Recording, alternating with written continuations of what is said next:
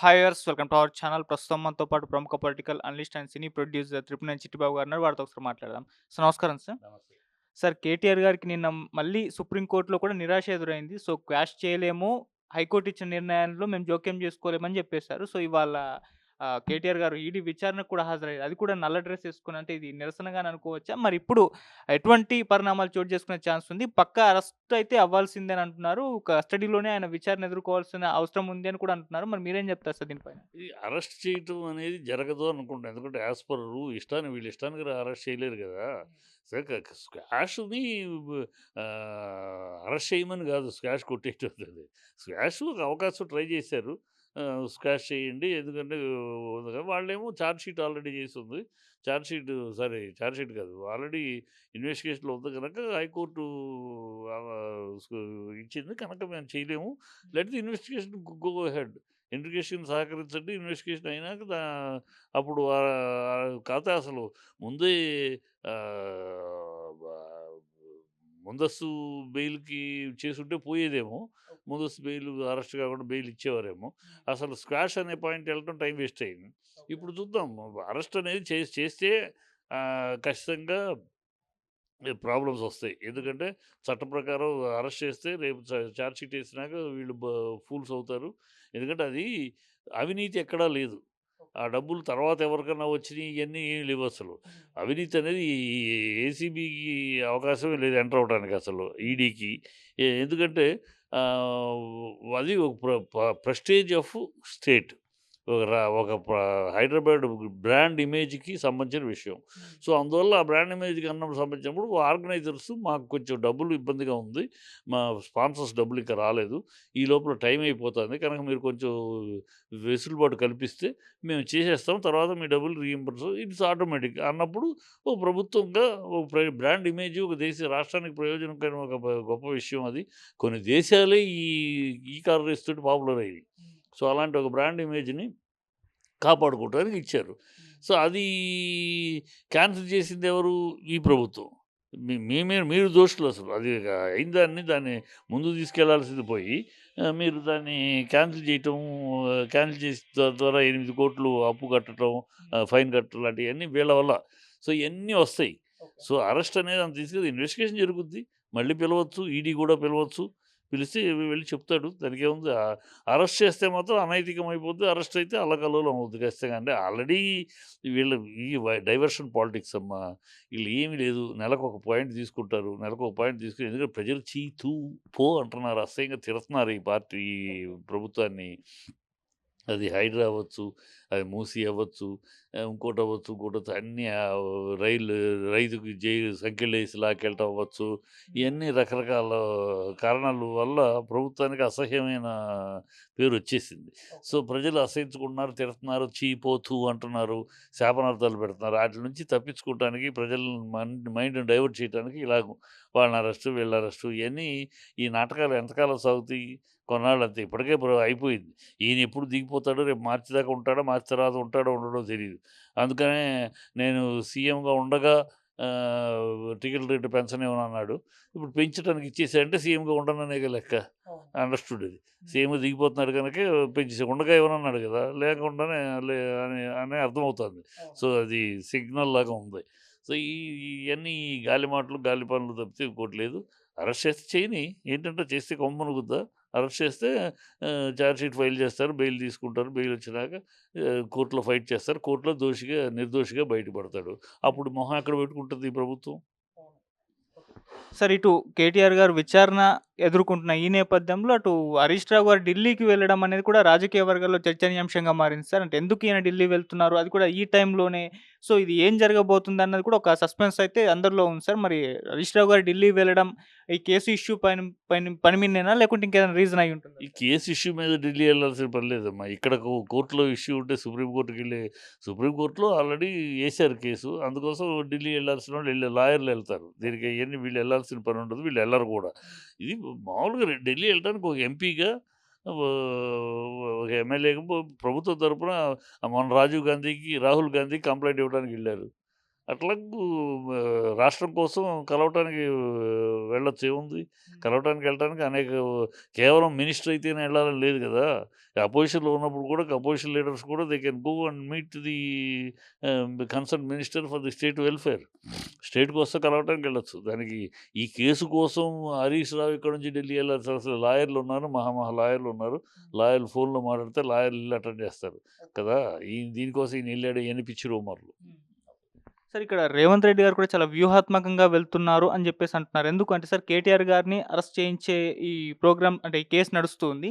కేసీఆర్ గారి జోలికి వెళ్ళట్లేదు. ఆయన ఎందుకు అనంటే ఆయన ఒక పార్టీ అధినేత, ఉద్యమకారుడు. ఆయన్ని అరెస్ట్ చేస్తే సింపతి వర్కౌట్ అయ్యి ఎక్కడ కాంగ్రెస్ గవర్నమెంట్ కోల్పోతుందన్న భయం అది పార్టీ వర్గాల్లో కూడా ఉంది. అందుకే ముందు బలాల్ని దెబ్బతీద్దామని జెప్పేసి కేటీఆర్ గారి జోలికి వెళ్తున్నారు. ఆయన వ్యూహాత్మకంగానే వెళ్తున్నారని కూడా ఆయన చాలా మంది మాట్లాడుతున్నారు. మీరేం జెప్తారు? ఆయన వ్యూహం లేదు, గడిది గుడ్డు లేదులే గానీ, ఏదో ఒక పనికి పాట లేని ఒక అతను సీఎంగా ఏమాత్రం యోగ్యత, అర్హత లేనివాడమ్మా. ఒక వీధి రౌడీ భాష, వీధి రౌడీ చర్యలు, వీధి రౌడీ చేష్టలే తప్పితే ఏమీ లేదు. అతను ఏ అరెస్ట్ చేసేస్తాం. ఏ పిల్లలు కనుక స్కూల్ పిల్లలు ఆ లెవెల్‌లో ఉంది అతని బిహేవియరు, అతని మాటలన్నీ. అరెస్ట్ చేస్తాం, అరెస్ట్ చేసి చూపిస్తాం. గెలిస్తే తొక్కుకుంటూ వచ్చామంటాం. గెలిచేవాడు ఎవడు తొక్కుకుంటూ రావడం ఏంటి? తొక్కుంటూ ఎవడొస్తాడు గెలిచేవాడు? తొక్కుంటూ ఎవడు రాడు. ఓట ఓ ఎదుటోడిని గెలిపించుకొని వస్తాడు. దీన్ని తొక్కుకుంటూ వచ్చాను, నొక్కుకుంటూ వచ్చాను, ఈ పిచ్చి కూతలన్నీ కూస్తాడు రేవంత్ రెడ్డి. అతని మాటలు అలాగే ఉంటాయి. ఆ మాటల గురించి మనం పెద్దగా పట్టించుకోవాల్సిన అవసరం లేదు. అతను ఇవాళ వెండిట కక్ష సాధింపు చర్యలు చేస్తున్నాడు. కక్ష సాధింపు పనులు చేస్తున్నాడు. కక్ష సాధింపు ప్రకారం వీళ్ళని అరెస్ట్ చేస్తే కేసీఆర్‌ని టచ్ చేసే ధైర్యం లేదు. కాళేశ్వరం ఇప్పుడు ఉంది అన్నీ ట్రై చేస్తున్నాడమ్మా. మొన్న ఫోన్ ట్యాపింగ్ ఏమైంది? సంవత్సరం అయింది అధికారంలోకొచ్చి. ఫోన్ ట్యాపింగ్ ఏమైంది? ఏం మాట్లాడలేదు. ఈ ఇయన్నీ మాట్లాడితే ఇప్పుడు దీంట్లో ఏదో ఒక అవకాశం కుదిరింది ఎంక్వైరీ అని. ఎంక్వైరీని పెట్టి చేస్తున్నారు. ఇంతే తప్పితే ఇంకేమీ లేదు. దాని గురించి పెద్దగా మనం అసలు ఒక కక్ష సాధింపు చర్యలు, ఆ చిల్లర రాజకీయాలు చేస్తున్నాడు అంతే. దీంట్లో వ్యూహం లేదు, గడిది గుడ్డు లేదు. సార్ ఒకవేళ కేటీఆర్ గారు అరెస్ట్ అవుతే ప్రజల దగ్గర నుంచి ఎటువంటి స్పందన వచ్చే ఛాన్స్ ఉంది సార్? ఎందుకంటే కవిత గారు అరెస్ట్ అయినప్పుడు పెద్దగా సింపతి రాలేదు. ఎవరు కూడా మాట్లాడలేదు. ఇప్పుడు కేటీఆర్ గారు అరెస్ట్ అవుతే వీళ్ళ దగ్గర నుంచి సింపతి వచ్చే ఛాన్స్ ఏమన్నా ఉందా సార్? ఇప్పుడు బాగా ఎందుకంటే ఇప్పుడు కేటీఆర్‌ని అరెస్ట్ చేయాలనే తాపత్రయం ఎందుకు రేవంత్ రెడ్డికి? ఇవాళ రోజు పొద్దున్నే చూస్తే మీరు గాంధీ భవన్ దగ్గర ఎవరు కనపడట్లా. నే తెలంగాణ భవన్ దగ్గర తండోపతండాలుగా జనాలొస్తున్నారు. మేము తప్పు చేశాం. పొరపాటున మార్పు అంటే ఇలాంటి దౌర్భాగ్య మార్పు అనుకోలేదు. ఈ మార్పని ఓట్లేసాం. మమ్మల్ని కాపాడండి. మాకు ఈ సమస్య ఉంది, ఆ సమస్య ఉందా తండోపతండాలుగా తెలంగాణ భవన్ చుట్టూ తిరుగుతున్నారు. అది చూసే కన్ను గుట్టింది. అమ్మ ఇలాగ జనాలు విపరీతంగా మన గాంధీ భవన్ దగ్గర ఎవడు లేడు. మన దగ్గర ఎవడు లేడు. మన వంది మాగదులు తప్పితే మనని బాకా ఊదే వాళ్ళు తప్పితే ఎవరు ప్రజలనేవాళ్ళు ఎవరు లేరు. ఇదో ఇక్కడేమో అక్కడేమో కేటీఆర్ చుట్టూ కాపాడండి అన్నట్టు తిరుగుతున్నారు. సో, ఈ కేటీఆర్‌ని లోపలేసేస్తే ఆ జనాల అది ఎదడి తగ్గుద్ది అనేది ఒక క్షుద్రమైన ఆలోచనతోటే చేస్తున్నాడు. ఇది చే అందుకనే రకరకాల ప్లాన్‌లేస్తున్నాడు. ఇట్లా ఏమాత్రం అరెస్ట్ అనేది అనైతికమని ప్రజలు తెలిసిపోయింది. ప్రజలు అంటున్నారు. ఆల్రెడీ దీంట్లో అవినీతి ఎక్కడ జరిగింది? 50,000,00,000 ఇచ్చాడు. ఓకే. ఈడీ ఎలక్షన్ టైమ్‌లో ఇచ్చాడా? ఎలక్షన్ కమిషన్ తీసుకుంటది యాక్షను. నువ్వెవడివి? ఈడీ ఎవరు? ఏసీబీ ఎవరు? ఏం సంబంధం? అది ఎలక్షన్ టైమ్‌లో ఇచ్చాడంటే ఎలక్షన్ ఉల్లంఘన అయితే వాళ్ళు చూసుకుంటారు. వాళ్ళకి కంప్లెయింట్ పెడతారు. వాళ్ళు చూసుకుంటారు. మీకేం సంబంధం? దేనికి బోడిగుండుకి, మోకాళ్ళకి ముడేసి ఈడీని తీసుకొచ్చి కలిపి ఏదో చేయాలని చూస్తున్నారు. అది తేలదు. అది డెఫినిట్‌గా ఈ బొక్క బోర్లా పడతాడు రేవంత్ రెడ్డి.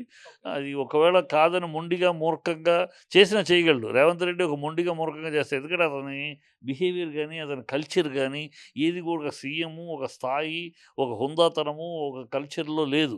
అంతా వీధి రౌడీలాగా మాట్లాడటం, వీధి రౌడీలాగా చేష్టలు చేయటం, వీధి రౌడీలాగా బిహేవ్ చేయటం, మాటలు, తీరు అన్నీ అట్లాగే ఉన్నాయి. కనుక అతను ఆ లెవెల్‌లో లాక్కెళ్ళండి, లోపల ఎయ్యండి అని చెప్పినా మాట్లాడతాడు. ఎందుకంటే ఎవడైనా ఎలక్షన్‌లో గెలిచినోడు ఏమంటాడు? గె ఆహ్, ప ఏ ప్రత్యర్థి పార్టీని ఓడించాం. ప్రజలు మమ్మల్ని ఆశీర్వదించారు. మేము గెలిపించాను. అదే నేను తొక్కుకుంటూ వచ్చాను, నొక్కుకుంటూ వచ్చాను ఎవడన్నా మాట్లాడతాడా? ఒక సీఎం లెవెల్‌లో మనిషి. తొక్కుకుంటూ రావడం ఏంటి? గెలిచినోడు తొక్కుకుంటూ వస్తాడా? ఎదుటోడు ఓడిపోతే నువ్వు గెలుస్తావు అంతే.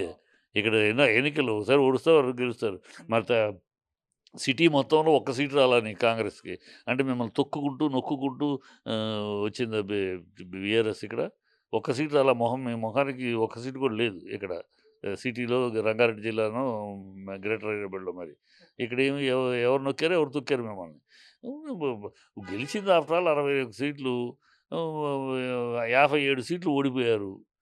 కాంగ్రెస్ అన్ని సీట్లు 57 సీట్లు ఓడిపోయింది కదా కాంగ్రెసు. 61 సీట్లే గెలిచింది. దీనికే తొక్కుకుంటూ వచ్చాం, నొక్కుకుంటూ వచ్చాం, విర్రవీగి మాట్లాడితే ఎట్టా? ఆ! ఈ అవకాశం ఉంది కనుక నోటికొచ్చింది మాట్లాడతా. అది బ్యాలెన్స్ లేదు. ఒక సీఎము ఒక హుందాగా ఆ సీటుకి గౌరవం ఇస్తూ, ఆ సీటు స్థాయిలో మాట్లాడాలి ఎవరు మాట్లాడాలి. నేను చిన్నప్పటి నుంచి చాలామంది ముఖ్యమంత్రులు చూశాను. చాలామంది ముఖ్యమంత్రులు మా ఇంటికి, మా కుటుంబానికి దగ్గర వాళ్ళు ఉన్నారు. మామూలు పరిచయం ఉన్నవాళ్ళు ఉన్నారు. చాలామంది చూసాం. అటు తమిళనాడులో ఇటు గాని. ఇంతవరకు ఇలాంటి అనైతికమైన ముఖ్యమంత్రిని, ఇలాంటి అరాచక భాష పాడే ముఖ్యమంత్రిని, ఇలాంటి అల్లరి చిల్లరగా మాట్లాడే ముఖ్యమంత్రిని నేను ఇంతవరకు చూడలే. ఫస్ట్ టైమ్ ఇలాంటి ముఖ్యమంత్రి చూడటం. అది తెలంగాణ దౌర్భాగ్యం అనుకోవాలి. దురదృష్టం అనుకోవాలి. ఎందుకంటే గతం 10 ఏళ్ళు ఒక్కసారి వెనక్కి తిరిగి చూడండి. తెలంగాణ అంటే ఢిల్లీ కాడ నుంచి దేశమంతా తిరిగి చూసింది తెలంగాణ. ఇవాళ తెలంగాణ బ్రాండ్ ఇమేజ్ ఎక్కడుంది? మొత్తం కూకటి వేళ్ళతోటి పీకేశారు ఈ 1 ఇయర్‌లో. ఇవాళ తెలంగాణ అంటే ఎక్కడయ్యా అంటే సోనియా గాంధీ, రాహుల్ గాంధీ కాళ్ళ దగ్గర చూపించాల్సొస్తది. వాళ్ళ కాళ్ళ దగ్గర పడుంటారు ఒక నలుగురు. ఆ నలుగురిలో ఒకడు మా ముఖ్యమంత్రిని చెప్పుకోవాల్సిన దౌర్భాగ్య స్థితిలో ఉంది. అంత దిగజార్చేశారు తెలంగాణ. తెలంగాణ ఆత్మాభిమానాన్ని, తెలంగాణ పౌరుషాన్ని, తెలంగాణ పోరాట పటిమని మొత్తం దిగజార్చేసేసి బాంఛన్ కాలు ముక్తదారా అని ఆ ఢిల్లీ పాదుషాల దగ్గర వంగి వంగి సలాములు చేసే స్థితికి దిగజార్చారు ఈ రేవంత్ రెడ్డి, ఈ కాంగ్రెస్ ప్రభుత్వం. ప్రజలు అయన్నీ ఆలోచిస్తున్నారు. ఎంత తప్పు చేశామని. కనుక ఇయన్నీ అడిగే నాటకాల్లో ఇదొక భాగం అంతే.